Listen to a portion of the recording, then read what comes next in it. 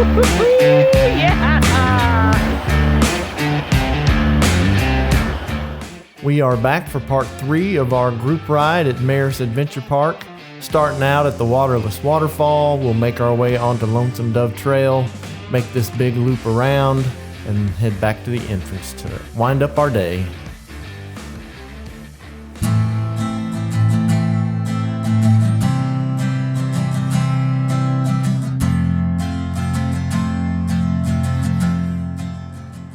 While we were on the trail ride, someone recommended to us Empire of the Summer Moon, a book recounting the rise and fall of Quanah Parker and the last war with the Comanche Indian tribe.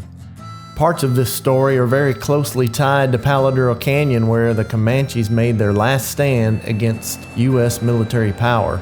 Quanah Parker was the last chief of the Comanche and had several significant encounters tied to Palo Duro Canyon, most notably during the Red River War of 1874, which was a turning point in the Native American resistance to U.S. expansion in the Southern Plains. We put his right tire up on this first rock. I just can't. Okay, if you go a little more passenger, you'll be, okay, now straighten it up. There you go, perfect.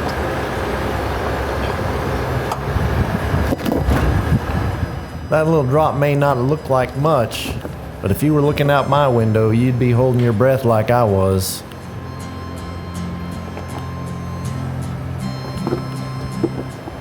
In the summer of 1874, Quanah Parker joined a large encampment of Comanche, Kiowa, Cheyenne, and Arapaho tribes in Palo Duro Canyon. The canyon served as a natural fortress, rich in resources and hidden from the plains above, making it a vital stronghold for the tribes resisting forced relocation to the reservations.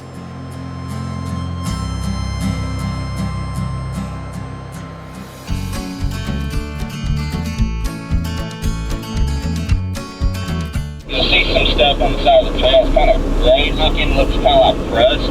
It's actually called Bio-Crust. It is a living organism.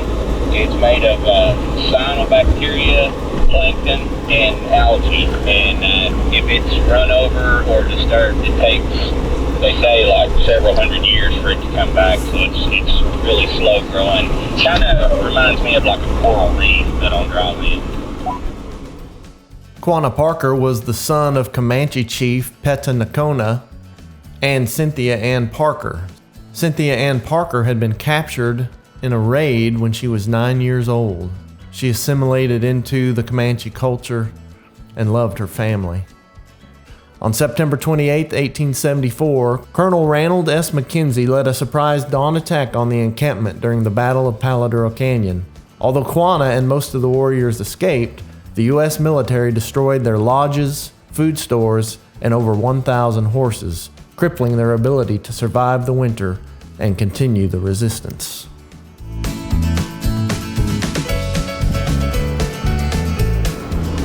Coming up to what we call the Austin Powers turn. It'll be a 2-point turn up camber to make the turn. Go past driver. Driver, there you go. There you go, straighten up.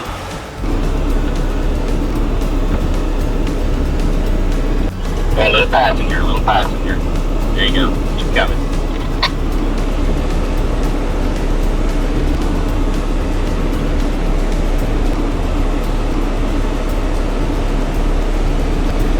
Go driver. You got it. Alright, thanks.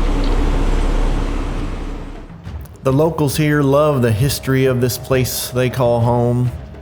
We spent our time away from the canyon in Clyde, Texas. One resident there told us how Quanah had famously stolen a magnificent gray stallion belonging to Colonel McKenzie some 3 years before the Battle of Palo Duro Canyon. It was in October of 1871 in Blanco Canyon that Quanah and his warriors successfully made off with around 70 horses and mules, including McKenzie's prize steed. Quanah later met with Colonel McKenzie to talk treaties, and he rode into the camp where talks were to take place on McKenzie's horse.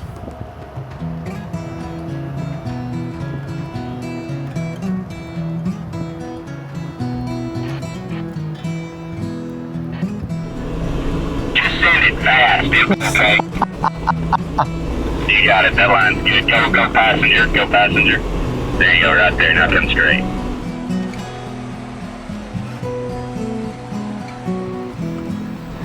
Two wheels on the ground. That's all. Yeah.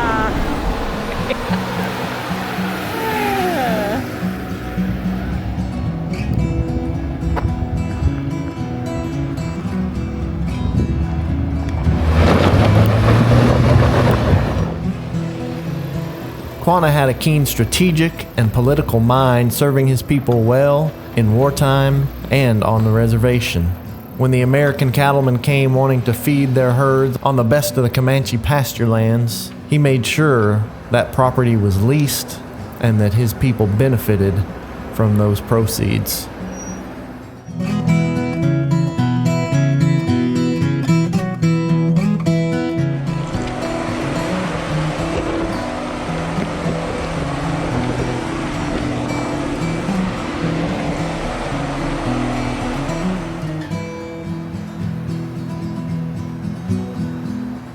As we begin to ascend out of this canyon, I cannot help but think about the men and women who for thousands of years thrived out here in this untamed wilderness, relying on their skills and on their horses and on the buffalo as they followed the herds to provide food for their families.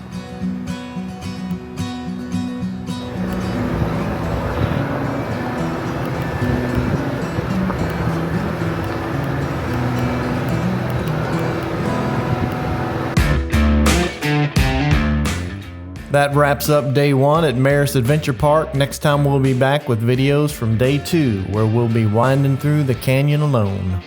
See you next time.